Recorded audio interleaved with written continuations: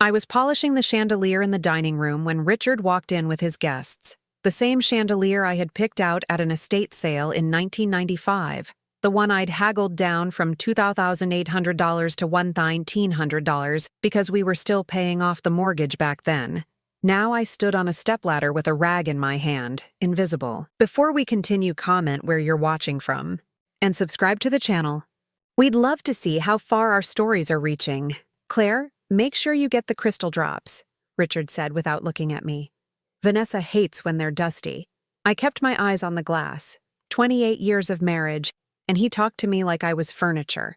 The 6 people settling around the table were his business partners from the Columbus office. I recognized 2 of them. They'd been at our 30th anniversary party 3 years ago, back when I was still Mrs. Teller. Is that the same woman who used to? One of them started. Yes, Richard cut him off, his voice light and amused. Life takes interesting turns, doesn't it? Vanessa appeared in the doorway wearing the Versace dress I'd seen her post on Instagram last week. 34 years old, blonde hair that cost $600 every 6 weeks at that salon on High Street. She'd been Richard's secretary for 2 years before the divorce papers arrived. Claire, we're ready for the first course, she said, not quite meeting my eyes. I climbed down from the ladder. My knees ached. At 62, I wasn't supposed to be climbing ladders for 4 hours straight, but the cleaning service charged $180 per visit, and I needed every dollar. In the kitchen, I plated the salmon I'd prepared earlier, herb-crusted, the way Richard liked it. The same recipe I'd made for 18 years of dinner parties when this was my kitchen, my house, my life. The swinging door to the dining room stayed open just enough that I could hear them talking. Richard, you've really moved up in the world, someone said. New wife, business expansion, even got yourself a maid who knows exactly how you like things. Everyone laughed. The sound carried across 30 feet of marble floor and hit me like a slap. I brought out the plates 2 at a time. The guests barely glanced at me as I set the food down. I'd fed some of these people 100 times. Now I was just hands carrying dishes. You know what I've always said, Richard announced, leaning back in his chair. His voice had that particular quality he used when he wanted everyone to pay attention. Some people are born to lead. Some people are born to serve. He looked directly at me as I placed his plate in front of him. Claire here, she was always more comfortable in the background. Weren't you, Claire? All those years playing housewife, you were just practicing for your true calling. He smiled at his guests.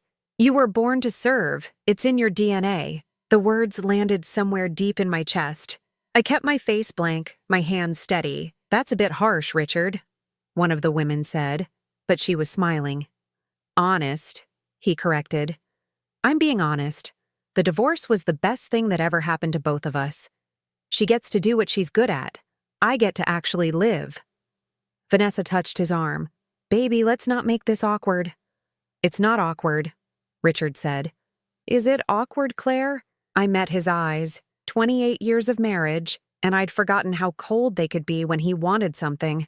No, Mr. Teller, I said quietly. See? He turned back to his guests. Perfect understanding. I returned to the kitchen. My hands were shaking now, so I ran them under cold water until they steadied.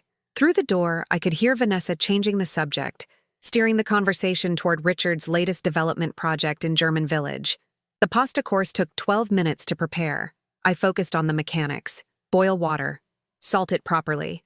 Fresh basil from the garden I'd planted 8 years ago. Vanessa had killed most of it through neglect, but the basil was stubborn, like me. When I brought out the plates, Richard was telling a story about our son. Ethan called last week, said he's coming to visit next month. First time in what, Claire? 8 months? 9, I said. 9 months since he's seen his own mother. You'd think he'd make more effort. Richard shook his head with exaggerated sympathy. But I guess when you choose to live like this, he gestured vaguely at me, people lose respect. One of the men cleared his throat. Richard, maybe...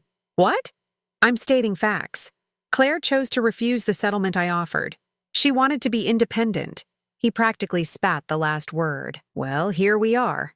Independence looks like washing my floors. The truth was more complicated. The settlement he'd offered was $200 a month for 3 years. The lawyer I couldn't afford had said it was insulting. I'd refused it because I had to refuse it. because accepting it meant accepting that 30 years of my life was worth $4,200. So now I cleaned houses. 4 houses a day, 5 days a week. I made $18,000 a year. I lived in a studio apartment in Clintonville that smelled like mold and old carpet. The divorce had taken everything else. Dessert was tiramisu. I'd made it that morning in my apartment kitchen, the one with the broken oven and the refrigerator that hummed like a sick motor. It took 2 hours of work I wasn't being paid for, but Vanessa had requested it specifically. "This is incredible," one of the women said after the first bite. "Claire makes it well," Vanessa said generously, as if she were complimenting a dog for learning a trick. "You know what my father used to say?" Richard addressed the table again. "You can tell what a woman's worth by what she brings to a marriage." Claire brought competence. Vanessa brought ambition. He raised his wineglass. "I'll take ambition every time." They drank. I collected empty plates. At 10:45, I finished washing the dishes. My back hurt from standing, my hands were raw from hot water and soap, and I'd been awake since 5 that morning. Richard appeared in the kitchen doorway as I was putting away the last of the platters. He pulled out his wallet and counted out 6 $20 bills. "Here," he said, holding them out. "You did good work tonight." I took the money. $120 for 9 hours of labor. Below minimum wage, but I needed it. "Thank you, Mr. Teller." "You know, Claire," he said, leaning against the counter, "I do feel a little bad about how things worked out. You gave me the best years of your life, and now you're here." He gestured around the kitchen. "But that's just how life goes sometimes. People find their level." I folded the bills carefully and put them in my apron pocket. "Is there anything else you need tonight, Mr. Teller?" He studied me for a long moment, something calculating in his expression. "No. You can go." He paused. "Actually, Vanessa wants you here Thursday at 6. We're having another dinner party. Same menu." "I'll be here." I gathered my cleaning supplies and headed toward the service entrance. My car was parked in the driveway, a 2004 Honda Civic with 187,000 miles and a check engine light that had been on for 9 months. I was almost at the door when my phone rang. The number was local but unfamiliar. I almost didn't answer, but something made me pick up. "Mrs. Teller?" A man's voice, formal and careful. "It's Ms. Hartwell now," I said. I'd taken back my maiden name after the divorce. "My apologies. Ms. Hartwell. My name is James Morrison. I'm an attorney with Morrison and Associates. I need to speak with you urgently about a legal matter." My stomach dropped. Lawyers meant trouble. "What kind of legal matter?" "It's regarding an estate settlement. I'd prefer to discuss this in person. Would you be available tomorrow at 10? "I work tomorrow." "This is time-sensitive, Ms. Hartwell. I believe you'll want to hear what I have to say." Through the kitchen window, I could see Richard and Vanessa laughing with their guests. The chandelier I'd just cleaned sparkled above them like a trophy. "What's this about?" "Your biological father, Ms. Hartwell, William Ashford. He passed away 3 months ago and you're named as the sole beneficiary of his estate." The phone felt suddenly heavy in my hand. "I think you have the wrong person. My father was Thomas Hartwell. He died in 1989. Thomas Hartwell was your adoptive father. William Ashford was your biological father. He's left you a substantial inheritance, but there are conditions we need to discuss immediately." Behind me, I heard footsteps.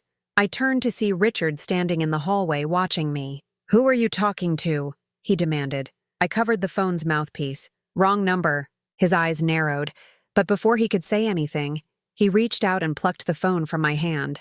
"This is Richard Teller. Who is this?" He listened for a moment, his expression shifting from annoyance to confusion to something harder to read. "I see. Well, Ms. Hartwell doesn't have time for this right now. She has work to do." He ended the call and handed the phone back to me. "Spam call? Probably a scam." "How do you know?" "Because lawyers don't call at 11 at night about inheritances, Claire. They're trying to steal your identity, what little of it is worth stealing." He smiled without warmth. "You should be more careful. You can't afford to lose what you have left." He walked back toward the dining room. I stood alone in the hallway holding my phone, my heart pounding against my ribs. "You don't have time for this right now. She has work to do, not she doesn't. She has." as if he had the right to decide how I spent my time, as if I belonged to him still. I stepped outside into the November cold. The trees I'd planted along the driveway had lost most of their leaves. One of them, the oak near the garage, had a broken branch hanging at an ugly angle. Nobody had bothered to trim it. My phone buzzed. A text message from an unknown number. "Ms. Hartwell, this is James Morrison. I apologize for the interruption. The matter is urgent. Your biological father left you $60 million and the deed to the property at 847 Riverside Drive, Columbus, OH. That's the address where you were tonight, but there is one condition. Call me tomorrow, please." I read the message 3 times. $60 million, the deed to 847 Riverside Drive, this house. The house where I'd just spent 9 hours being humiliated. I looked back at the mansion, at the golden light spilling from the windows, at the life I'd lost and the people who'd taken it from me. Then I got in my car and drove away. I didn't sleep that night. I sat on the edge of my Murphy bed in the studio apartment, staring at the text message until my eyes burned.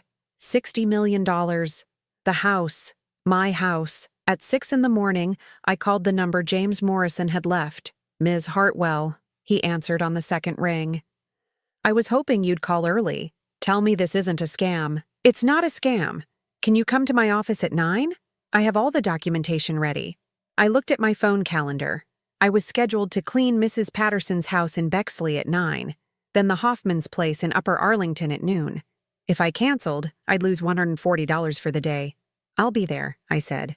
Morrison and Associates occupied the top floor of a building on Broad Street. The receptionist, a young woman in a sharp suit, looked at me like I'd walked in from a homeless shelter. My cleaning clothes, my worn sneakers, my hair pulled back with a rubber band.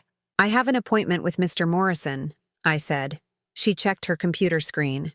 "Ms. Hartwell?" "Yes." Her expression shifted slightly. Not quite respect, but something closer to curiosity. "He's expecting you. Third door on the left." James Morrison was 73 years old with white hair and the kind of face that had seen too many difficult conversations. He stood when I entered. "Ms. Hartwell, thank you for coming." He gestured to a leather chair across from his desk. "Please, sit down." I sat. The chair was more comfortable than anything I'd sat in for 2 years. Morrison opened a file folder thick with documents. "I'll get straight to the point. William Ashford died on August 14th of this year. He was 86 years old. In his final months, he hired private investigators to locate you. Why? Because he was your biological father, and he wanted to make amends before he died." Morrison slid a photograph across the desk. "This is William with your mother, Catherine Hartwell, in 1961. The photo showed a young man in a suit standing next to a woman I barely recognized. My mother had been dead for 15 years, but even in the faded color print, I could see the resemblance. Her eyes.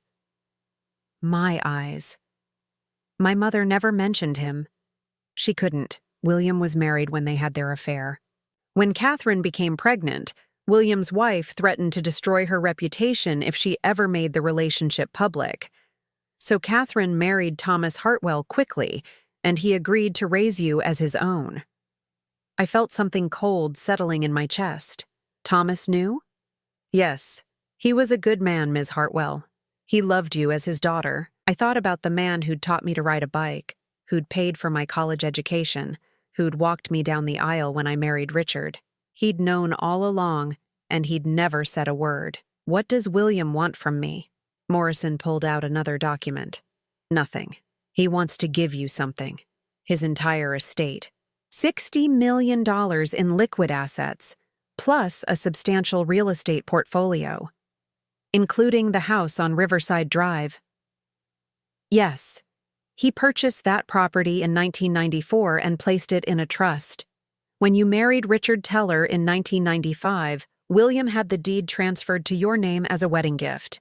You've been the legal owner for 29 years. The room tilted slightly. "That's impossible. Richard bought that house." "No. Richard has been living in a house that belongs to you. The mortgage payments, the property taxes, all paid from a trust fund William established for your benefit. Your ex-husband never knew." I stared at the deed Morrison placed in front of me. "Claire Marie Hartwell, sole owner." Dated October 12th, 1994. Why didn't anyone tell me? William wanted you to have security without obligation. He thought if you knew about him, you might feel pressured to acknowledge him publicly. He wanted you to have a good life. That's all. Morrison paused. There is, however, a condition for you to receive the full inheritance. What condition? You must assume public control of all properties within 30 days. That means registering deeds, attending board meetings for the commercial properties, and personally notifying all current occupants of the change in ownership. William's instructions were specific. He wanted you to claim what's yours, openly. I thought about Richard's face last night when he took my phone. The casual cruelty, the assumption that he could control when I spoke and to whom. What happens if I don't meet the condition? The entire estate goes to the Columbus Foundation for Women's Services, a worthy cause, but not what William wanted. I looked at the photograph again. William Ashford and Catherine Hartwell, frozen in 1961, young and stupid and doomed. Can I see the full property list? Morrison handed me a spreadsheet. 12 commercial properties. The Riverside Drive Mansion, 2 apartment buildings in German Village, a shopping plaza in Dublin, a warehouse complex near the airport. One address jumped out at me, 2847 Chambers Road, Ethan's office building. My son works here, I said, pointing. I know. William kept track of his grandson. He was very proud of Ethan's success. I set the spreadsheet down carefully. How long have you known about me? William hired me 6 months before he died. He'd been watching you for years, Ms. Hartwell. He knew about your divorce. He knew Richard was bleeding you dry. He wanted to help, but he was dying, and he was afraid of disrupting your life. Morrison's voice softened. He watched you lose everything, and it killed him. Not everything, I said. I'm still alive. Yes, and now you have a choice. You can walk away from all of this, let the foundation have the money, and continue cleaning houses. Or you can take what's yours. I thought about Richard's words last night. You were born to serve. It's in your DNA. What do I need to do? Morrison smiled for the first time. Sign here. I left Morrison's office at 11 with copies of every document in a leather portfolio that probably cost more than my monthly rent. The November sun was bright and cold. People rushed past me on the sidewalk, bundled in expensive coats, carrying expensive coffee, living expensive lives. I was one of them now. I just didn't look like it yet. My phone rang. Richard's number. Claire. Vanessa says you didn't show up to clean today. I had an appointment. You should have called. She's very disappointed. We have guests coming Friday, and the house needs to be ready. I stood on the corner of Broad and High, watching traffic flow past. I won't be able to make it Friday. Silence. Then, excuse me? I have other commitments. Claire, you can't just cancel. We have an arrangement. The arrangement is over. You need this job. You need the money. I thought about the deed in my portfolio. Claire Marie Hartwell, sole owner. No, I said. I really don't. I hung up before he could respond. 20 minutes later, I was parked outside Ethan's office building on Chambers Road. I hadn't seen my son in 9 months. He'd missed my birthday, missed Thanksgiving last year, missed every opportunity to see what his father had turned me into. The building was glass and steel, 8 stories of corporate prosperity. According to Morrison's documents, I owned all of it. I called Ethan's cell. It went to voicemail. Ethan, it's your mother. I'm downstairs in the parking lot. I need to talk to you. It's important. 10 minutes passed, then 20. I was about to leave when I saw him walking toward my car. 38 years old, wearing a suit that probably cost $2,000. He looked like his father. Same height, same walk, same expression of mild annoyance. He opened the passenger door and got in without greeting me. Mom, what's going on? I'm in the middle of a meeting. I need to ask you something. He glanced at his watch. Can it wait? I really don't have time. When was the last time you called me? He shifted uncomfortably. I don't know. A few weeks ago? 3 months. The last time we spoke was August 7th. You called to tell me you couldn't make it to my birthday dinner. I've been busy, Mom. The business is, I know. Your father tells me how busy you are every time I see him, which is every Thursday when I clean his house. Ethan's face flushed. That's not my fault. Did you know I clean his house? Did you know your father pays me $120 for 9 hours of work? Did you know Vanessa makes me use the service entrance? Mom, I don't want to get in the middle of this. You're already in the middle. You chose a side the day you stopped calling. That's not fair. No, it's not. None of this is fair. I reached into the portfolio and pulled out the document Morrison had given me. The deed to 2847 Chambers Road. Do you know who owns this building? Ethan glanced at the paper. Some investment company. Why? I do. I own it. I've owned it since 1994. He stared at me like I'd started speaking in tongues. That's impossible. Read the name on the deed. He took the document, his hands trembling slightly. I watched his eyes move across the page, watched the color drain from his face. I don't understand. My biological father died 3 months ago. He left me $60 million and a real estate portfolio worth another $40 million. This building is one of 12 properties I now own. Ethan set the deed down like it might explode. Your biological father? Mom, what are you talking about? Thomas Hartwell wasn't my real father. William Ashford was. And William spent the last 30 years making sure I had security, even when I didn't know it. Does Dad know? Not yet, but he will soon. Because I also own the house on Riverside Drive. The house your father thinks he bought. The house where I spent last night scrubbing floors while he humiliated me in front of his business partners. Ethan rubbed his face with both hands. Jesus Christ. I need to know something, Ethan. Whose side are you on? Mom, that's not... Yes or no? Are you going to stand with your father when I take back what's mine? Or are you going to remember that I'm the one who raised you? This is crazy. You can't just... You're going to destroy him. He destroyed me first. Ethan reached for the door handle. I need to think about this. You have until Friday. That's when I'm notifying your father that he's living in my house. I'd like you there, but I'll do it without you if I have to. He got out of the car without another word. I watched him walk back toward the building, his shoulders tight with stress. My phone buzzed. A text from Richard. You're making a mistake. Call me back. I deleted the message. Then I called James Morrison. I'm ready, I said. I want to move forward with everything. All the properties, public notification, all of it. Are you sure? Once we begin, there's no going back. I looked at the building where my son worked, at the life he'd built while forgetting about mine. I'm sure. Then we start tomorrow. I'll draw up the notices. I drove home through the late morning traffic. The studio apartment looked smaller than usual, the walls closing in, but I only had to stay here for a few more weeks. Morrison had already arranged for me to move into one of the German Village apartments. 2 bedrooms, hardwood floors, a kitchen with working appliances. On my kitchen counter, next to the broken toaster, I found an envelope that had been slipped under my door. Inside was a note written in Vanessa's handwriting. Claire, Richard told me you quit. I want you to know there are no hard feelings. We all have to do what's best for ourselves. But I hope you'll reconsider. You're very good at what you do, and it would be a shame to throw away a reliable income over pride. Think about it. We'll pay you $150 per visit if you come back. V. I read it twice. Then I did something I hadn't done in 2 years. I laughed. Ethan didn't call for 3 days. I counted each one, my phone sitting on the chipped counter in my studio apartment, silent as a grave. On the 4th day, Richard showed up at my door. I was folding laundry when I heard the knock. Through the peephole, I saw him standing in the hallway wearing a cashmere sweater that cost more than my rent. I opened the door but didn't invite him in.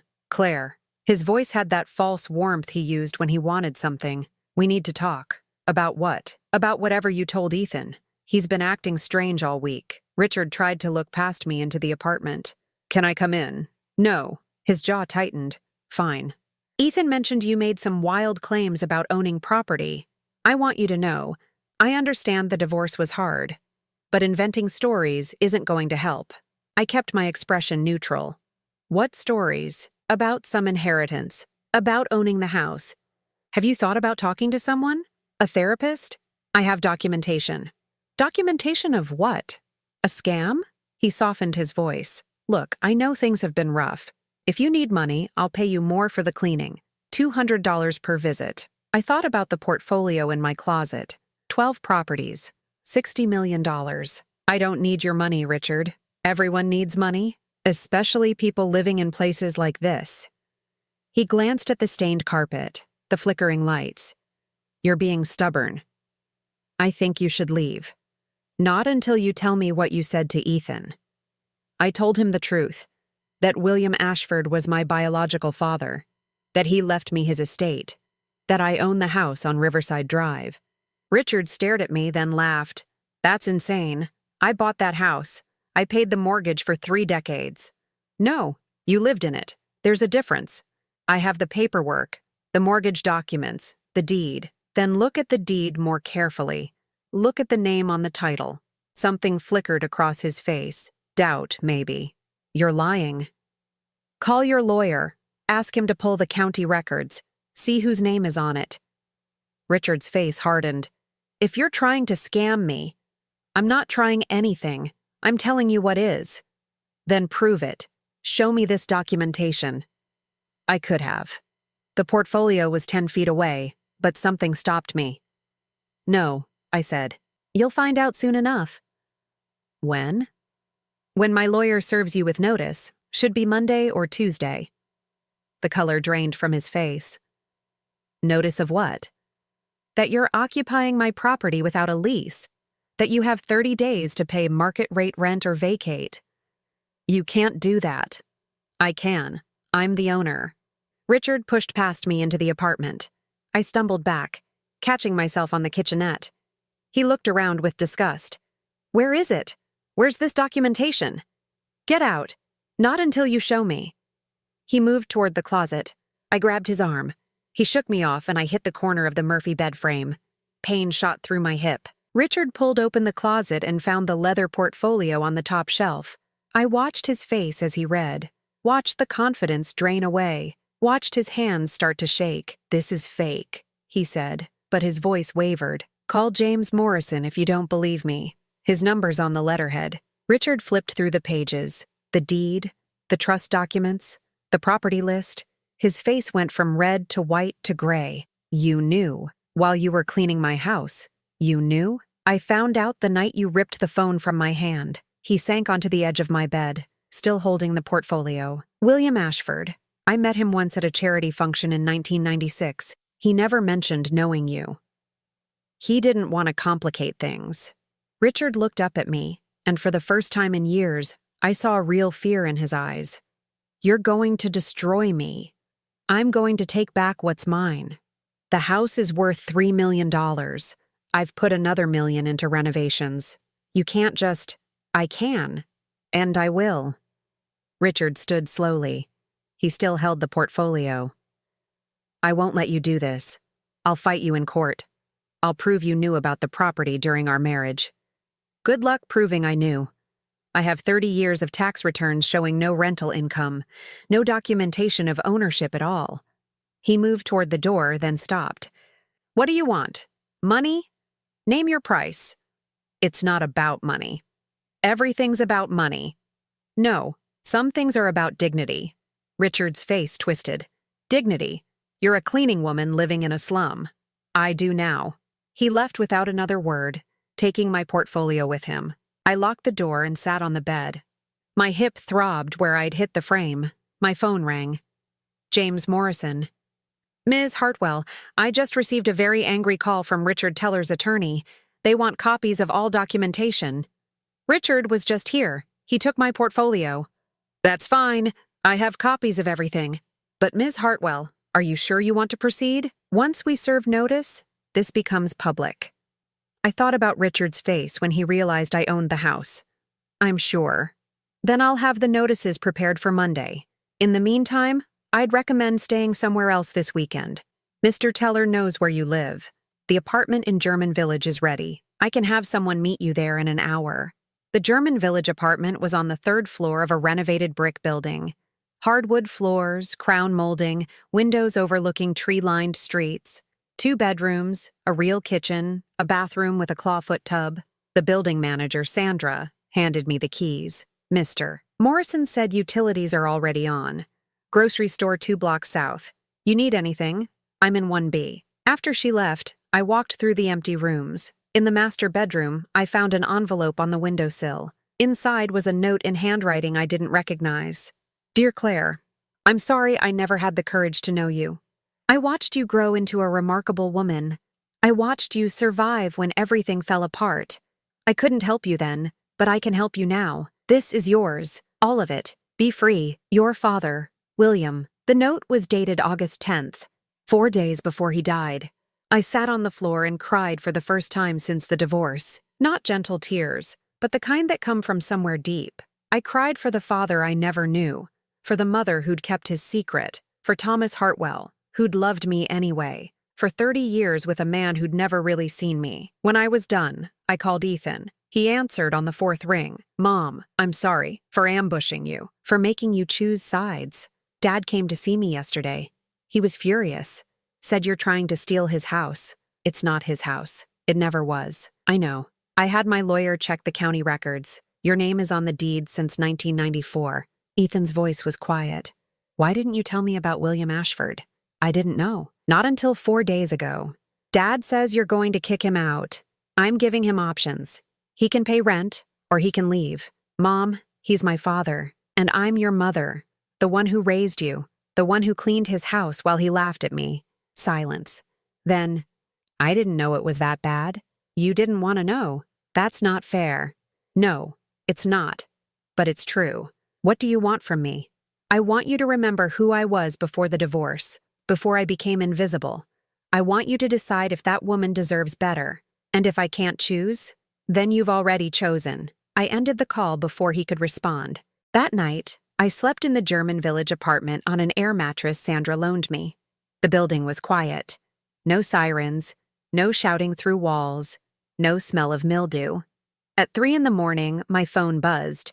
A text from an unknown number. Mrs. Teller, this is Vanessa. Richard told me about the house, about William. I had nothing to do with how he treated you. I'm sorry. Can we talk?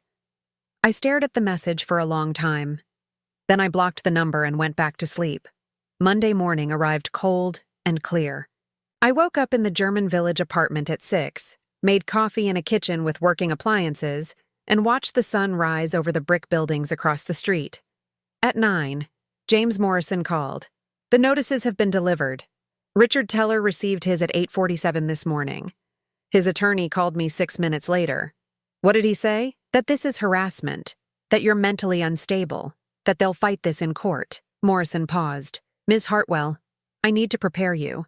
This is going to get ugly. I know. Richard's attorney is Thomas Brennan. He's expensive and he's ruthless. He'll try to prove you knew about the property during your marriage. If he succeeds, it becomes marital property subject to division. But I didn't know. I believe you, but we'll need to prove it. I'm going to need every document you have, tax returns, bank statements, anything that shows you had no knowledge of the property or the trust. I have everything. I kept copies of all our financial records when we divorced. Good.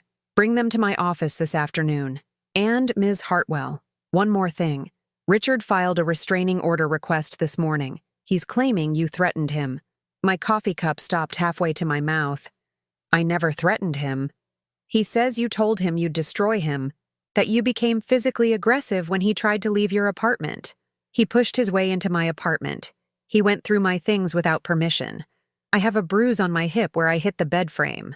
Did you take photos? No. Take them now. Date stamp them. We'll need them. Morrison's voice was calm but firm. The restraining order hearing is Wednesday at 2. Can you be there? Yes. Wear something professional, conservative. We need the judge to see you as a property owner, not a cleaning woman. After we hung up, I took photos of the bruise on my hip. It had turned purple-black, the size of a fist. In the mirror, I looked older than 62, gray hair, tired eyes, skin that had seen too much sun from walking between cleaning jobs. I needed new clothes. The department store downtown had a sale on business attire. I spent $340 on 2 suits, 3 blouses, and a pair of low heels. The saleswoman, a young girl with perfect makeup, looked at me with barely concealed pity. "Are you starting a new job?" she asked as she rang up the purchase. Something like that. In the dressing room, I tried on the navy suit. It fit well enough. I looked like someone's secretary, or someone's mother playing dress-up. But I didn't look like a cleaning woman. My phone rang. Ethan. "Mom, what the hell is going on? Dad called me screaming about a 30-day notice. He says you're kicking him out of his house." "It's not his house, Ethan. He's lived there for 30 years, in my house, without paying rent, without even knowing it wasn't his. This is insane. You're destroying him over a technicality." I sat down on the dressing room bench, still wearing the navy suit. "A technicality? Is that what you think this is? What else would you call it? Justice, maybe. Or consequences. Or just me finally taking back what was always mine. He doesn't have anywhere to go, Mom. He doesn't have the money to rent another place like that. Then he can downsize. Plenty of people live in apartments. With Vanessa? She's not going to live in an apartment. That's not my problem." Ethan's voice rose. "You're doing this to punish him. Admit it. This isn't about the house. It's about revenge." "You're right. It is about revenge. But not the way you think." I stood up and looked at myself in the mirror. "It's about taking back my dignity. About showing him that I'm not nothing. That I never was. By making him homeless. By giving him the same choices he gave me. Adapt or leave. Figure it out or fail. He'll survive, Ethan. Just like I did. I can't believe you're doing this. I can't believe you're defending him." Silence on the line. Then, "What do you want me to say, Mom? That I choose you over him? That I'm on your side?" "I want you to tell me the truth. Did you know he was paying me below minimum wage to clean his house? Did you know Vanessa made me use the service entrance?" "No." "Did you ask?" More silence. "That's what I thought," I said, and ended the call. That afternoon, I brought 3 boxes of financial documents to Morrison's office. Tax returns from 1995 to 2023, bank statements showing my half of the marital accounts, pay stubs from every job I'd worked since the divorce. Morrison's paralegal, a woman named Karen, went through everything with methodical precision. "This is good," she said after 2 hours. "No property tax payments, no rental income reported, no indication whatsoever that you knew about the Riverside Drive property or any others. It supports your claim completely. What about Richard's claim that I threatened him? That's harder. It's your word against his. But the bruise helps. It shows he was physical with you, not the other way around." Morrison came in carrying another file. "Ms. Hartwell, I have news.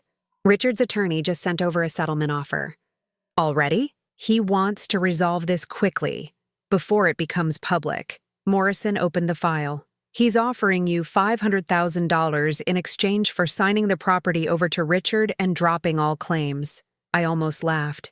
$500,000 for a house worth $3 million and an estate worth $100 million? It's insulting, but it shows he's desperate. Morrison closed the file. "I recommend we counteroffer. You keep the house, he has 60 days to vacate instead of 30, and you waive any back rent claims." "No, Ms. Hartwell, no counteroffer. 30 days. Market rent or vacate. Those are the terms." Morrison studied me for a long moment. "You're sure?" "I'm sure." Wednesday's restraining order hearing was held in a small courtroom that smelled like old wood and desperation. Richard sat with Thomas Brennan at the plaintiff's table, wearing his most expensive suit. I sat with Morrison, wearing my new Navy outfit. The judge was a woman in her 50s with sharp eyes and no patience for nonsense. "Mr. Brennan, your client is requesting a restraining order against Ms. Hartwell. What are the grounds?" Brennan stood. "Your Honor, Ms. Hartwell has engaged in a campaign of harassment against my client. She's made threats, she's filed false property claims, and when my client attempted to reason with her, she became physically violent. Ms. Hartwell, how do you respond?" Morrison stood. "Your Honor, Ms. Hartwell is the legal owner of the property at 847 Riverside Drive. She has documentation proving ownership dating back to 1994. Mr. Teller has been living in her property for 29 years without her knowledge." When she discovered this and attempted to assert her legal rights, Mr. Teller forced his way into her apartment and physically assaulted her. "That's a lie," Richard said, standing up. "Mr. Teller, sit down," the judge said. She looked at me. "Miss Hartwell, do you have evidence of this alleged assault?" I stood and showed her the photos of my bruise. He pushed his way into my apartment. When I tried to stop him from going through my belongings, he shoved me. I hit the bed frame. The judge examined the photos. "When did this occur?" "Saturday afternoon, November 18th. "And you filed a police report?" "No, Your Honor." "Why not?" "Because I didn't want to escalate the situation. I just wanted him to leave." The judge turned to Richard. "Mr. Teller, did you enter Ms. Hartwell's residence on November 18th? Richard shifted in his seat. "Yes, but she invited me in." "I did not," I said. "Ms. Hartwell says she didn't." "Do you have any witnesses who can verify your version of events?" "No, but did you put your hands on Ms. Hartwell?" She grabbed my arm first. I was defending myself. "From a woman 8 inches shorter and 50 pounds lighter than you?" The judge's voice was dry. "Mr. Brennan, I'm denying the restraining order. Furthermore, I'm issuing a warning to your client. If he enters Ms. Hartwell's residence again without permission, I'll issue a restraining order against him. Understood?" "Your Honor, this is—" "Understood, Mr. Teller?" Richard's jaw clenched. "Understood. Good. Now, regarding the property dispute, I understand there's litigation pending?" "Yes, Your Honor," Morrison said. "Ms. Hartwell is asserting her legal ownership of multiple properties, including the residence Mr. Teller currently occupies, and Mr. Teller contests this." Brennan stood again. "Your Honor, we believe Ms. Hartwell knew about the property during her marriage to Mr. Teller, which would make it marital property subject to equitable division. Do you have evidence of that?" "We're still gathering evidence, but—" "So no, you don't have evidence." The judge shuffled through her papers. "Gentlemen, Ms. Hartwell, I suggest you work this out between yourselves. If I see this case on my docket, I'm going to be very interested in why Mr. Teller has been living rent-free in someone else's house for 3 decades. Court is adjourned." Outside the courthouse, Richard cornered me on the steps. "This isn't over, Claire. I know. You think you've won because you have some paperwork, but I have resources. I have connections. I can make your life very difficult. More difficult than cleaning your toilets while you laughed at me?" His face reddened. "I gave you a job when no one else would. You gave me humiliation. There's a difference. I could have left you with nothing. The settlement I offered was generous. The settlement was $43,200 for 30 years of my life. That's $1,240 per year. That's less than I made cleaning your house." Richard stepped closer, close enough that I could smell his cologne, the same scent he'd worn for 20 years. "You're making a mistake. I'm giving you one last chance. Take the $500,000, sign over the house, walk away." "No.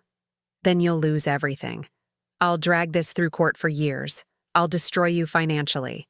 "With what money? The house you can't afford to rent? The lifestyle you can't maintain?" Something flickered in his eyes. A realization, maybe. "You're enjoying this," he said. "No, I'm surviving it, just like you taught me to." Morrison appeared beside me. "Ms. Hartwell, we should go." I followed him to his car, leaving Richard standing on the courthouse steps, alone. That evening, I sat in my German village apartment with takeout Chinese food and a bottle of wine I'd bought for $12. Through the window, I could see couples walking to dinner, families heading home, people living ordinary lives. My phone buzzed. A text from an unknown number. "Mom, it's Ethan. New number. Dad had his phone shut off. Can't pay the bill. He's asking to borrow $5,000. I don't know what to do." I stared at the message for a long time. Then I typed, "Tell him to get a job. Cleaning work pays okay if you're not too proud." I hit send before I could stop myself. Ethan showed up Thursday morning without warning. I was still in my bathrobe, drinking coffee and reading property documents. "Mom, we need to talk." I let him in. He looked terrible. Dark circles, wrinkled shirt, the exhaustion of not sleeping. "When's the last time you slept?" 2 days ago, maybe." He sat without being invited. "Dad's falling apart. Vanessa left yesterday. Took her things and just left." I poured him coffee. "I'm sorry." "Are you?" Because it seems like you're getting exactly what you wanted. What I wanted was respect. I never wanted Richard to fall apart. But you're not stopping it. I sat across from him. Ethan, your father has 30 days. Pay market rent or leave. Those are reasonable terms. Market rent is $8,000 a month. He can't afford that. Then he needs to downsize. He's 64, Mom. Starting over at 64 is what I did at 60, I interrupted. When he divorced me with nothing. When I moved into a studio that smelled like mold. Don't talk to me about how hard it is to start over. Ethan rubbed his face. This isn't who you are. You don't know who I am. You haven't known for 2 years. That's not fair, but it's true. I set my coffee down. When's the last time you really asked how I was doing? He didn't answer. When's the last time you visited? Took me to dinner? Called just to talk? I've been busy. Everyone's busy. But busy is a choice. You chose not to make time for me. You could have called me. I did.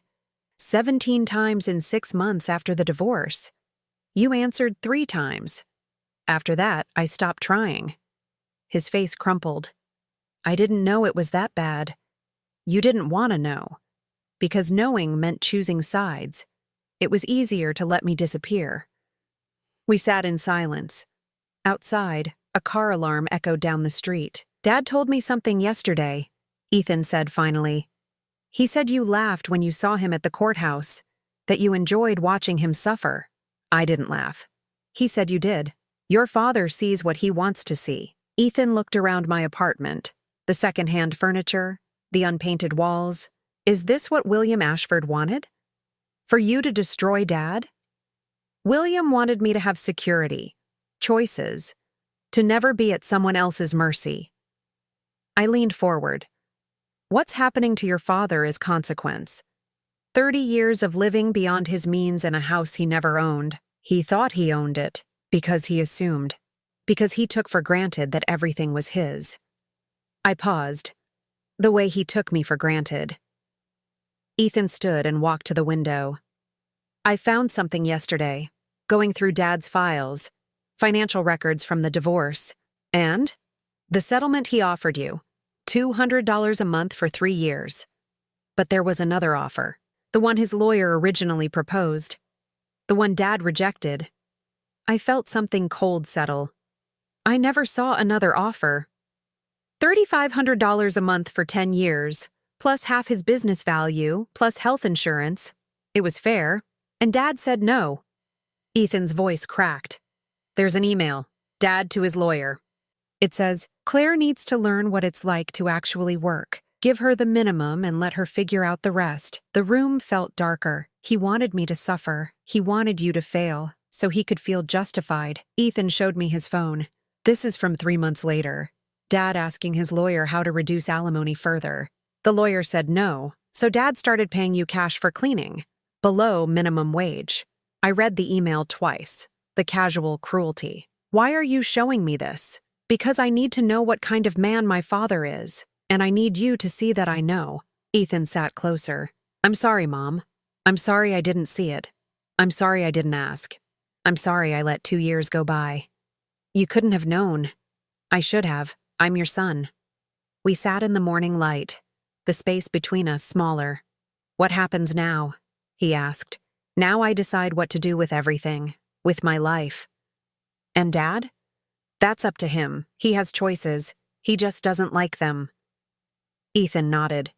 I want to help you, with the properties. I know real estate, management. Let me help.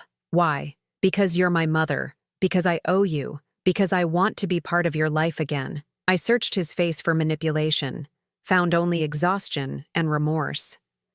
Okay. But Ethan, I need you to understand. I'm not doing this to hurt your father. I'm doing it because it's mine.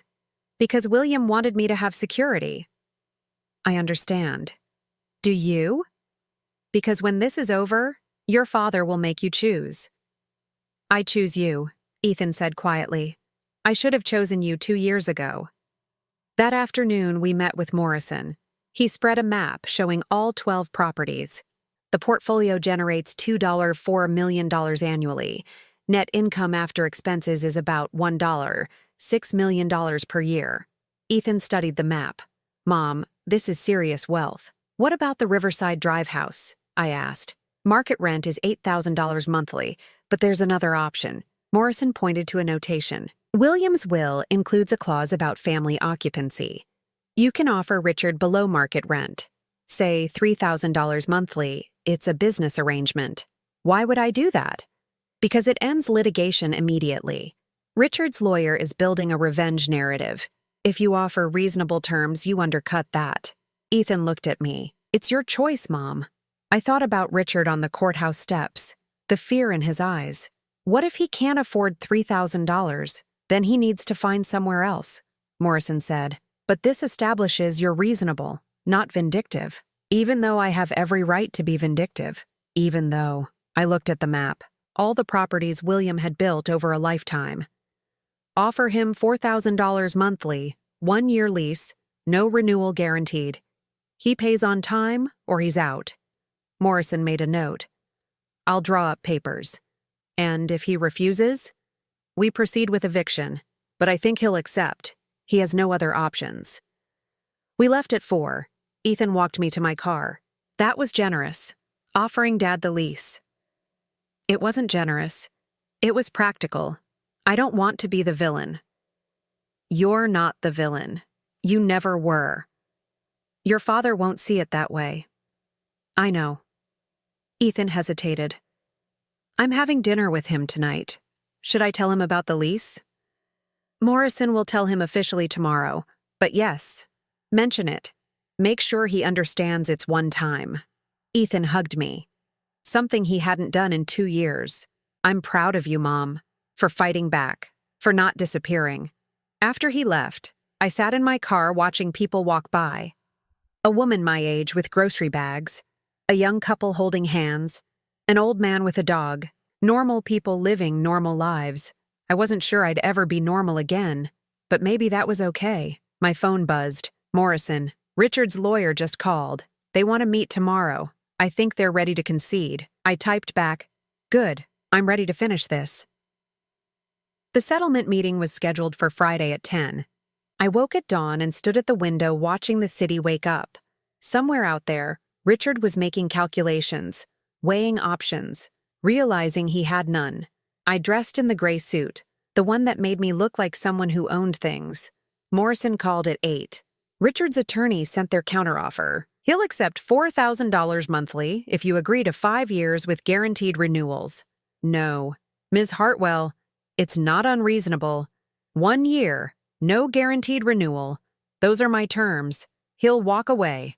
Then he can walk away from the house in 30 days. Morrison was quiet. You're sure?